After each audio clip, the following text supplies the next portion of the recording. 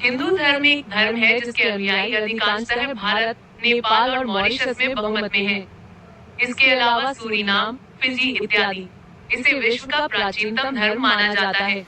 इसे वैदिक सनातन वर्णाश्रम धर्म भी कहते हैं, जिसका अर्थ है कि इसकी उत्पत्ति मानव की उत्पत्ति से भी पहले से है। विद्वान लोग हिंदू धर्म को भारत की विभिन्न संस्कृतियों एवं परंपराओं का सम्मिश्रण मानते हैं, जिसका कोई संस्थापक नहीं है। यह धर्म अपने अंदर कई अलग अलग उपासना पद्धतियां, मत, संप्रदाय और दर्शन समेटे हुए हैं। अनुयायियों की संख्या के आधार पर ये विश्व का तीसरा सबसे बड़ा धर्म है। संख्या के आधार पर इसके अधिकतर उपासक भारत में हैं और प्रतिशत के आधार पर नेपाल में हैं। हालांकि इसमें कई देवी देवताओं की पूजा की जाती है, लेकिन वास्तव में यह एक ईश्वरवादी धर्म है। इसे सनातन धर्म अथवा वैदिक धर्म भी कहते हैं। इंडोनेशिया में इस धर्म का औपचारिक नाम हिंदू आगम है। हिंदू केवल एक धर्म या संप्रदाय ही नहीं है, अपितु जीवन जीने की एक पद्धति है। इतिहास। सनातन धर्म पृथ्वी के सबसे प्राचीन धर्मों में से एक है। हालांकि इसके इतिहास के बारे में अनेक विद्वानों के अनेक मत हैं। आधुनिक इतिहासकार हड़प्पा, मेहरगढ़ आदि पुरातात्विक अन्वेषणों के आधार पर इस धर्म का इतिहास कुछ हजार वर्ष पुराना मानते हैं। जहां भारत की सिंधु घाटी सभ्यता में हिंदू धर्म के कई चिन्ह मिलते हैं। इनमें एक अज्ञात मातृ देवी की मूर्तियां, भगवान शिव पशुपति जैसे देवता की मुद्राएं, शिवलिंग, पीपल की पूजा इत्यादि प्रमुख हैं। इतिहासकारों के एक दृष्टिकोण के अनुसार इस सभ्यता के अंत के दौरान मध्य एशिया से एक अन्य जाति का आगमन हुआ, जो स्वयं को आर्य कहते थे और संस्कृत नाम की एक हिंद यूरोपीय भाषा बोलते थे। आर्यों की सभ्यता को वैदिक सभ्यता कहते हैं। पहले दृष्टिकोण के अनुसार लगभग 1700 ईसा पूर्व में आर्य अफगानिस्तान, कश्मीर, पंजाब और हरियाणा में बस गए। तभी से वो लोग अपने देवताओं को प्रसन्न करने के लिए वैदिक संस्कृत में मंत्र रचने लगे। पहले 4 वेद रचे गए, जिनमें ऋग्वेद प्रथम था। उसके बाद उपनिषद जैसे ग्रंथ आए।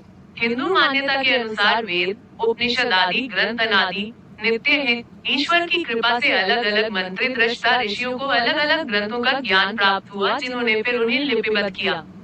बौद्ध और धर्मों के अलग हो जाने के बाद वैदिक धर्म में काफी परिवर्तन आया। नए देवता और नए दर्शन उभरे। इस तरह आधुनिक हिंदू धर्म का जन्म हुआ। दूसरे दृष्टिकोण के अनुसार हिंदू धर्म का मूल कदाचित सिंधु सरस्वती परंपरा से भी पहले की भारतीय परंपरा में है। हालांकि भारत विरोधी विद्वानों ने कई प्रयासों के बावजूद यहाँ तक कि भ्रामक प्रमाणों के आधार पर भी अपने विचार को सिद्ध नहीं कर पाए। निरूप। भारतवर्ष को प्राचीन ऋषियों ने हिंदुस्तान नाम दिया था, जिसका अपभ्रंश हिंदुस्तान है। बृहस्पति आगम के अनुसार हिमालयात समार्भे यावत इंदु सरोवरम तन देव निर्मितम देश हिंदुस्तान प्रचक्षते, अर्थात हिमालय से प्रारंभ होकर इंदु सरोवर तक यह देव निर्मित देश हिंदुस्तान कहलाता है। हिंदू शब्द सिंधु से बना माना जाता है। संस्कृत में सिंधु शब्द के 2 मुख्य अर्थ हैं। पहला, सिंधु नदी जो मानसरोवर के पास से निकलकर लद्दाख और पाकिस्तान से बहती हुई समुद्र में मिलती है। दूसरा, कोई समुद्र या जलराशि। ऋग्वेद की नदी स्तुति के अनुसार वे 7 नदियां थी: सिंधु, सरस्वती, वितस्ता, शुतुद्री, विपाशा, परुषिणी और अस्किनी। एक अन्य विचार के अनुसार हिमालय के प्रथम अक्षर हे एवं हिंदू का अंतिम अक्षर नदु, इन दोनों अक्षरों को मिलाकर शब्द बना हिंदू, और यह भूभाग हिंदुस्तान कहलाया। हिंदू शब्द उस समय धर्म के बजाय राष्ट्रीयता के रूप में प्रयुक्त होता था। चूंकि उस समय भारत में केवल वैदिक धर्म को ही मानने वाले लोग थे, बल्कि तब तक अन्य किसी धर्म का उदय नहीं हुआ था, इसलिए हिंदू शब्द सभी भारतीयों के लिए प्रयुक्त होता था। भारत में केवल वैदिक धर्मावलंबियों के बसने के कारण कालांतर में विदेशियों ने इस शब्द को धर्म के संदर्भ में प्रयोग करना शुरू कर दिया। आमतौर पर हिंदू शब्द को अनेक विश्लेषकों ने विदेशियों द्वारा दिया गया शब्द माना है। इस धारणा के अनुसार हिंदू एक फारसी शब्द है। हिंदू धर्म को सनातन धर्म या वैदिक सनातन वर्णाश्रम धर्म भी कहा जाता है। ऋग्वेद में सप्त सिंधु का उल्लेख मिलता है, वो भूमि जहाँ आर्य सबसे पहले बसे थे। भाषाविदों के अनुसार हिंद आर्य भाषाओं की स ध्वनि ईरानी भाषाओं की ह ध्वनि में बदल जाती है, इसलिए सप्त सिंधु अवेस्तन भाषा में जाकर हफ्त हिंदू में परिवर्तित हो गया। इसके बाद ईरानियों ने सिंधु नदी के पूर्व में रहने वालों को हिंदू नाम दिया। जब अरब से मुस्लिम हमलावर भारत में आए तो उन्होंने भारत के मूल धर्मावलंबियों को हिंदू कहना शुरू कर दिया। चारों वेदों में, पुराणों में, महाभारत में, स्मृतियों में इस धर्म को हिंदू धर्म नहीं कहा है, वैदिक सनातन वर्णाश्रम धर्म कहा है। मुख्य सिद्धांत: हिंदू धर्म में कोई एक अकेले सिद्धांतों का समूह नहीं है जिसे सभी हिंदुओं को मानना जरूरी है। ये तो धर्म से ज्यादा एक जीवन का मार्ग है। हिंदुओं का कोई केंद्रीय चर्च या धर्म संगठन नहीं है और न ही कोई पोप। इसके अंतर्गत कई मत और संप्रदाय आते हैं और सभी को बराबर श्रद्धा दी जाती है। धर्म ग्रंथ भी कई हैं, फिर भी वो मुख्य सिद्धांत जो ज्यादातर हिंदू मानते हैं, इन सब में विश्वास, धर्म, कर्म, पुनर्जन्म का सांसारिक चक्र, मोक्ष और बेशक ईश्वर। हिंदू धर्म स्वर्ग और नरक को अस्थायी मानता है। हिंदू धर्म के अनुसार संसार के सभी प्राणियों में आत्मा होती है। मनुष्य ही ऐसा प्राणी है जो इस लोक में पाप और पुण्य दोनों कर्म भोग सकता है और मोक्ष प्राप्त कर सकता है। हिंदू धर्म में 4 मुख्य संप्रदाय हैं: वैष्णव, शैव, शाक्त और स्मार्त। लेकिन ज्यादातर हिंदू स्वयं को किसी भी संप्रदाय में वर्गीकृत नहीं करते हैं। प्राचीन काल और मध्यकाल में शैव, शाक्त और वैष्णव आपस में लड़ते रहते थे, जिन्हें मध्यकाल के संतों ने समन्वित करने की सफल कोशिश की और सभी संप्रदायों को परस्पर आश्रित बताया। संक्षेप में हिंदुत्व के प्रमुख तत्व निम्नलिखित हैं। हिंदू धर्म: हिंदू कौन?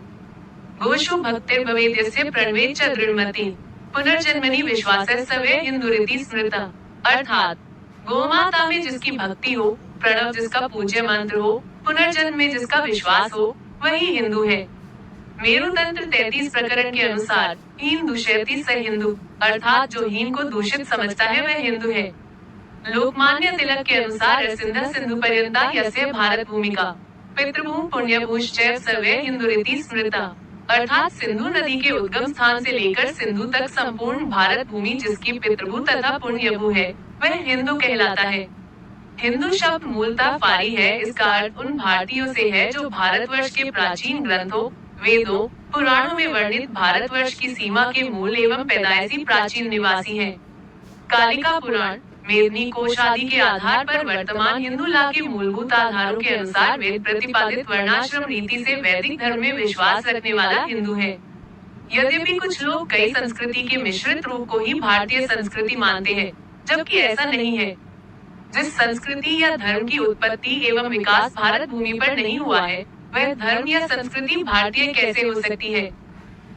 हिंदू धर्म के सिद्धांत के कुछ मुख्य बिंदु: 1. ईश्वर एक, नाम अनेक। 2. ब्रह्म या परम तत्व सर्वव्यापी है। 3. ईश्वर से डरे नहीं, प्रेम करे और प्रेरणा ले। 4. हिंदुत्व का लक्ष्य स्वर्ग नरक से ऊपर। 5. हिंदुओं में कोई एक पैगंबर नहीं है। 6. धर्म की रक्षा के लिए ईश्वर बार बार पैदा होते हैं। 7. परोपकार पुण्य है, दूसरों को कष्ट देना पाप है। 8. जीव मात्र की सेवा ही परमात्मा की सेवा है। 9. स्त्री आदरणीय है। 10. सती का अर्थ पति के प्रति सत्यनिष्ठा है। 11. हिंदुत्व का वास हिंदू के मन, संस्कार और परंपराओं में। 12. पर्यावरण की रक्षा को उच्च प्राथमिकता। 13. हिंदू दृष्टि समतावादी एवं समन्वयवादी। 14. आत्मा अजर अमर है। 15. सबसे बड़ा मंत्र गायत्री मंत्र। 16. हिंदुओं के पर्व और त्योहार खुशियों से जुड़े हैं। 17. हिंदुत्व का लक्ष्य पुरुषार्थ है और मध्य मार्ग को सर्वोत्तम माना गया है। 18. हिंदुत्व एकत्व का दर्शन है। ब्रह्म: हिंदू धर्म ग्रंथ उपनिषदों के अनुसार ब्रह्म ही परम तत्व है। वो ही जगत का सार है, जगत की आत्मा है, वो विश्व का आधार है। उसी से विश्व की उत्पत्ति होती है और विश्व नष्ट होने पर उसी में विलीन हो जाता है। ब्रह्म एक और सिर्फ एक ही है। वो विश्वातीत भी है और विश्व के परे भी। वही परम सत्य, सर्वशक्तिमान और सर्वज्ञ है। वो कालातीत, नित्य और शाश्वत है। वही परम ज्ञान है। ब्रह्म के 2 रूप हैं, पर ब्रह्म और अपर ब्रह्म। पर ब्रह्म असीम, अनंत और रूप शरीर विहीन है। वो सभी गुणों से भी परे है, पर उसमें अनंत सत्य, अनंत चित्त और अनंत आनंद है। ब्रह्म की पूजा नहीं की जाती है, क्योंकि वो पूजा से परे और अनिर्वचनीय है। उसका ध्यान किया जाता है। प्रणव ओम ब्रह्मवाक्य है, जिसे सभी हिंदू परम पवित्र शब्द मानते हैं। हिंदू यह मानते हैं कि ओम की ध्वनि पूरे ब्रह्मांड में गूंज रही है। ध्यान में गहरे उतरने पर यह सुनाई देता है। ब्रह्म की परिकल्पना वेदांत दर्शन का केंद्रीय स्तंभ है और हिंदू धर्म की विश्व को अनुपम देन है। ईश्वर, ब्रह्म और ईश्वर में क्या संबंध है? इसमें हिंदू दर्शनों की सोच अलग अलग है। अद्वैत वेदांत के अनुसार जब मानव ब्रह्म को अपने मन से जानने की कोशिश करता है, तब ब्रह्म ईश्वर हो जाता है, क्योंकि मानव माया नाम की एक जादुई शक्ति के वश में रहता है। अर्थात जब माया के आईने में ब्रह्म की छाया पड़ती है, तो ब्रह्म का प्रतिबिंब हमें ईश्वर के रूप में दिखाई पड़ता है। ईश्वर अपनी इसी जादुई शक्ति माया से विश्व की सृष्टि करता है और उस पर शासन करता है। इस स्थिति में हालांकि ईश्वर एक नकारात्मक शक्ति के साथ है, लेकिन माया उस पर अपना कुप्रभाव नहीं डाल पाती है। जैसे एक जादूगर अपने ही जादू से अचंभित नहीं होता है। माया ईश्वर की दासी है, परंतु हम जीवों की स्वामिनी है। वैसे तो ईश्वर रूपहीन है, पर माया की वजह से वो हमें कई देवताओं के रूप में प्रतीत हो सकता है। इसके विपरीत वैष्णव मतों और दर्शनों में माना जाता है कि ईश्वर और ब्रह्म में कोई फर्क नहीं है और विष्णु ही ईश्वर है। न्याय, वैशेषिक और योग दर्शनों के अनुसार ईश्वर एक परम और सर्वोच्च आत्मा है, जो चैतन्य से युक्त है और विश्व का सृष्टा और शासक है। जो भी हो, बाकी बातें सभी हिंदू मानते हैं। ईश्वर एक और केवल एक है। वो विश्वव्यापी और विश्वातीत दोनों है। बेशक ईश्वर सगुण है। वो स्वयंभू और विश्व का कारण है। वो पूजा और उपासना का विषय है। वो पूर्ण, अनंत, सनातन, सर्वज्ञ, सर्वशक्तिमान और सर्वव्यापी है। वो राग द्वेष से परे है, पर अपने भक्तों से प्रेम करता है और उन पर कृपा करता है। उसकी इच्छा के बिना इस दुनिया में एक पत्ता भी नहीं हिल सकता। वो विश्व की नैतिक व्यवस्था को कायम रखता है और जीवों को उनके कर्मों के अनुसार सुख दुख प्रदान करता है। श्रीमद् भगवद गीता के अनुसार विश्व में नैतिक पतन होने पर वो समय समय पर धरती पर अवतार रूप लेकर आता है। ईश्वर के अन्य नाम हैं परमेश्वर, परमात्मा, विधाता, भगवान। इसी ईश्वर को मुसलमान अल्लाह, खुदा, ईसाई गॉड और यहूदी याहवे कहते हैं। देवी और देवता, हिंदू धर्म में कई देवता हैं, जिनको अंग्रेजी में गलत रूप से गॉड्स कहा जाता है। ये देवता कौन है? इस बारे में 3 मत हो सकते हैं। अद्वैत वेदांत, भगवद गीता, वेद, उपनिषद आदि के मुताबिक सभी देवी देवता एक ही परमेश्वर के विभिन्न रूप हैं। निराकार परमेश्वर की भक्ति करने के लिए भक्त अपने मन में भगवान को किसी प्रिय रूप में देखता है। ऋग्वेद के अनुसार एकम सत विप्रा बहुधा वदन्ति, अर्थात एक ही परम सत्य को विद्वान कई नामों से बुलाते हैं। योग, न्याय, वैशेषिक, अधिकांश शैव और वैष्णव मतों के अनुसार देवगण वो परालौकिक शक्तियां हैं जो ईश्वर के अधीन है मगर मानवों के भीतर मन पर शासन करती हैं। योग दर्शन के अनुसार ईश्वर ही प्रजापति और इंद्र जैसे देवताओं और अंगिरा जैसे ऋषियों के पिता और गुरु हैं। मीमांसा के अनुसार सभी देवी देवता स्वतंत्र सत्ता रखते हैं और उनके ऊपर कोई एक ईश्वर नहीं है। इच्छित कर्म करने के लिए इनमें से एक या कई देवताओं को कर्मकांड और पूजा द्वारा प्रसन्न करना जरूरी है। इस प्रकार का मत शुद्ध रूप से बहु ईश्वरवादी कहा जा सकता है। एक बात और कही जा सकती है कि ज्यादातर वैष्णव और शैव दर्शन पहले 2 विचारों को सम्मिलित रूप से मानते हैं। जैसे कृष्ण को परमेश्वर माना जाता है जिनके अधीन बाकी सभी देवी देवता है और साथ ही साथ सभी देवी देवताओं को कृष्ण का ही रूप माना जाता है। तीसरे मत को धर्म ग्रंथ मान्यता नहीं देते। जो भी सोच हो, ये देवता रंग बिरंगी हिंदू संस्कृति के अभिन्न अंग हैं। वैदिक काल के मुख्य देव थे इंद्र, अग्नि, सोम, वरुण, रुद्र, विष्णु, प्रजापति, सविता और देवियां सरस्वती, उषा, पृथ्वी इत्यादि। बाद के हिंदू धर्म में नए देवी देवता आए। गणेश, राम, कृष्ण, हनुमान, कार्तिकेय, सूर्य, चंद्र और ग्रह और देवियां जैसे दुर्गा, पार्वती, लक्ष्मी, शीतला, सीता, काली इत्यादि। ये सभी देवता पुराणों में उल्लिखित है और उनकी कुल संख्या 33 कोटि बताई जाती है। पुराणों के अनुसार ब्रह्मा, विष्णु और शिव साधारण देव नहीं बल्कि महादेव हैं और त्रिमूर्ति के सदस्य हैं। इन सब के अलावा हिंदू धर्म में गाय को भी माता के रूप में पूजा जाता है। यह माना जाता है कि गाय में संपूर्ण 33 कोटि देवी देवता वास करते हैं। उल्लेखनीय है कि कोटि का यहाँ अर्थ प्रकार से है, ना कि करोड़ से है। हिंदू धर्म के 5 प्रमुख देवता। हिंदू धर्म मान्यताओं में 5 प्रमुख देवता पूजनीय है। ये एक ईश्वर के ही अलग अलग रूप और शक्तियां हैं। सूर्य, स्वास्थ्य, प्रतिष्ठा व सफलता। विष्णु, शांति व वैभव। शिव, ज्ञान व विद्या। शक्ति, शक्ति व सुरक्षा। गणेश, बुद्धि व विवेक। देवताओं के गुरु। देवताओं के गुरु बृहस्पति माने गए हैं। पौराणिक मान्यताओं के अनुसार वे महर्षि अंगिरा के पुत्र थे। भगवान शिव के कठिन तप से उन्होंने देवगुरु का पद पाया। उन्होंने अपने ज्ञान बल व मंत्र शक्तियों से देवताओं की रक्षा की। शिव कृपा से ये गुरु ग्रह के रूप में भी पूजनीय है। गुरुवार, गुरु बृहस्पति देव की उपासना का विशेष दिन है। दानवों के गुरु। दानवों के गुरु शुक्राचार्य माने जाते हैं। ब्रह्मदेव के पुत्र महर्षि भृगु इनके पिता थे। शुक्राचार्य ने ही शिव की कठोर तपस्या कर मृत संजीवनी विद्या प्राप्त की, जिससे वे मृत शरीर में फिर से प्राण फूंक देते थे। ब्रह्मदेव की कृपा से यह शुक्र ग्रह के रूप में पूजनीय है। शुक्रवार शुक्रदेव की उपासना का ही विशेष दिन है। आत्मा। हिंदू धर्म के अनुसार हर चेतन प्राणी में एक अभौतिक आत्मा होती है, जो सनातन, अव्यक्त, अप्रमेय और विकार रहित है। हिंदू धर्म के मुताबिक मनुष्य में ही नहीं, बल्कि हर पशु और पेड़ पौधे, यानी कि हर जीव में आत्मा होती है। भगवत गीता में भगवान श्री कृष्ण द्वारा आत्मा के लक्षण इस प्रकार बताए गए हैं। न जायते म्रियते वा कदाचिन नाय भूत्वा भविता वा न भूय। अजो नित्य शाश्वतोयम पुराणो न हन्यते हन्यमाने शरीरे। 2-20। किसी भी जन्म में अपनी आजादी से किए गए कर्मों के मुताबिक आत्मा अगला शरीर धारण करती है। जन्म मरण के चक्र में आत्मा स्वयं निर्लिप्त रहते हुए अगला शरीर धारण करती है। अच्छे कर्म फल के प्रभाव से मनुष्य कुलीन घर अथवा योनि में जन्म ले सकता है, जबकि बुरे कर्म करने पर निकृष्ट योनि में जन्म लेना पड़ता है। जन्म मरण का सांसारिक चक्र तभी खत्म होता है जब व्यक्ति को मोक्ष मिलता है।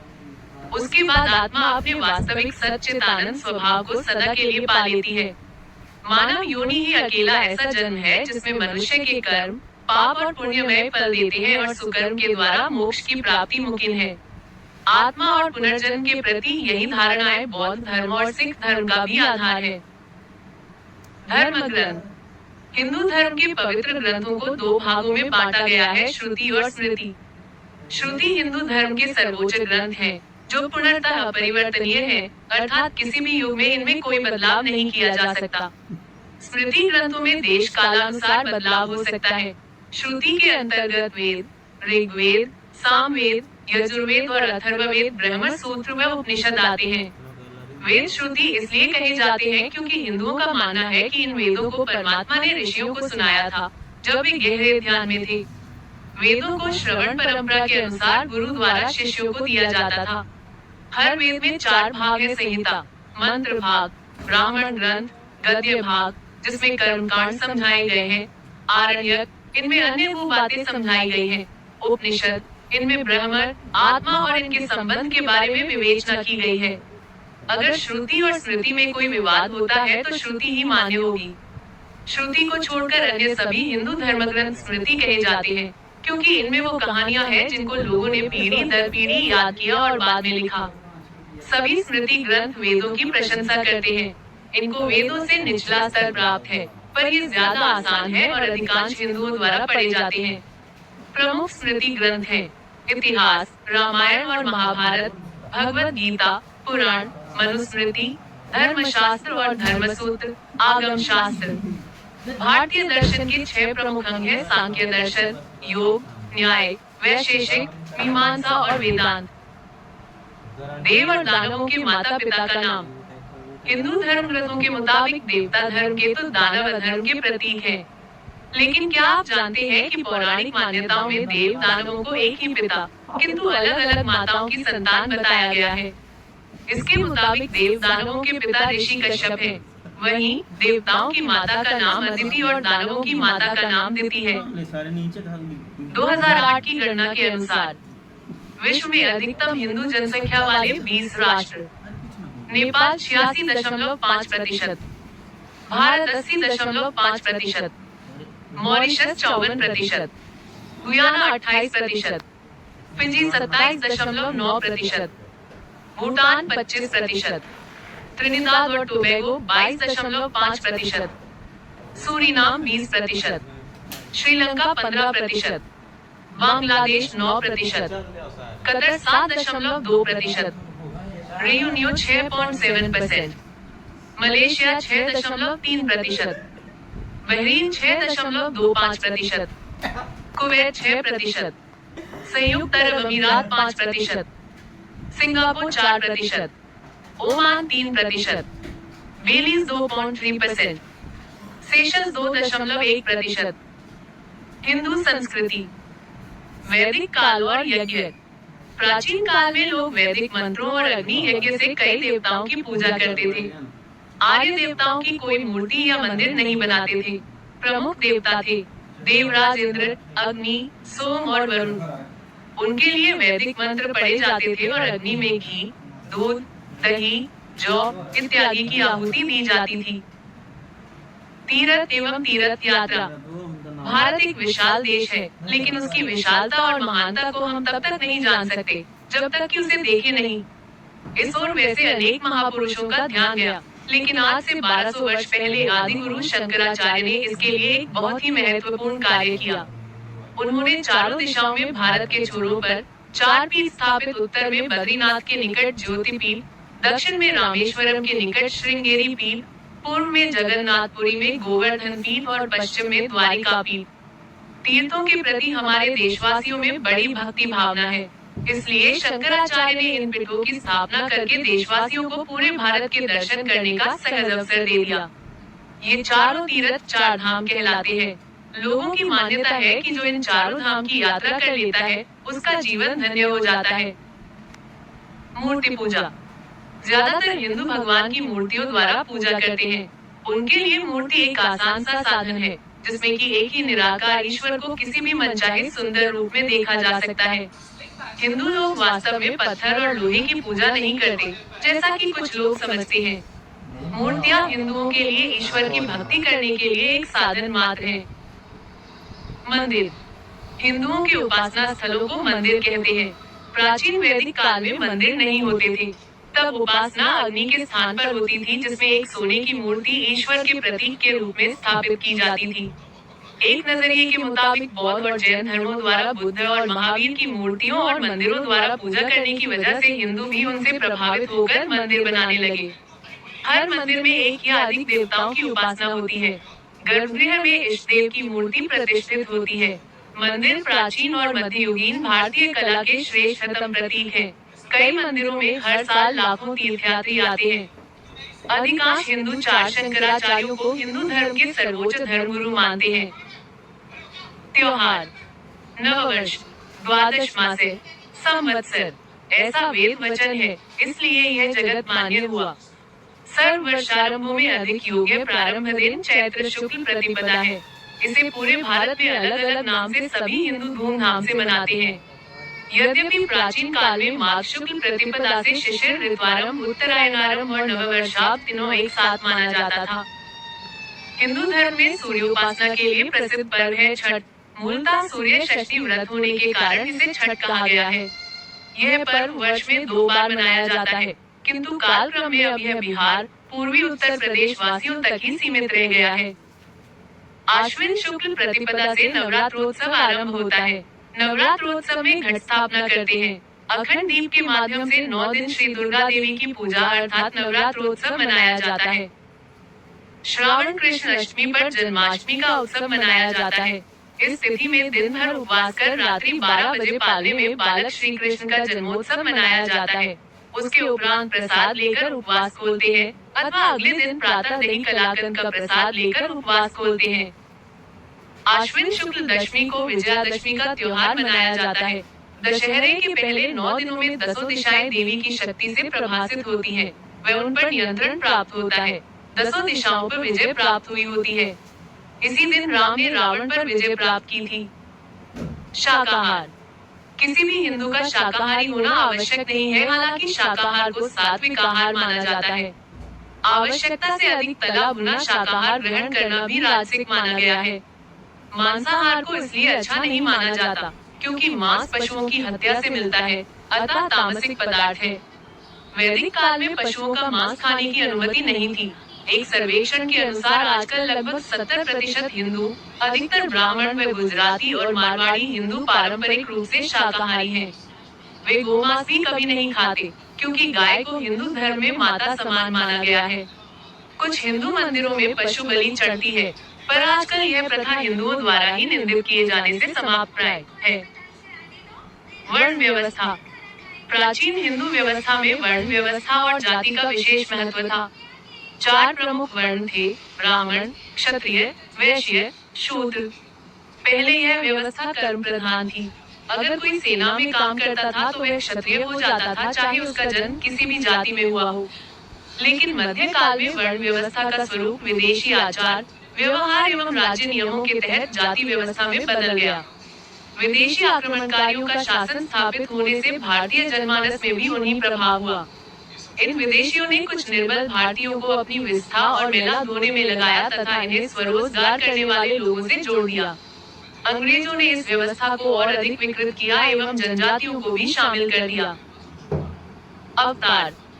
सनातनी हिंदू भगवान विष्णु के 10 अवतार मानते हैं: मत्स्य, कूर्म, वराह, वामन, नरसिंह, परशुराम, राम, कृष्ण, बुद्ध और कल्कि। हनुमान भी भगवान शिव के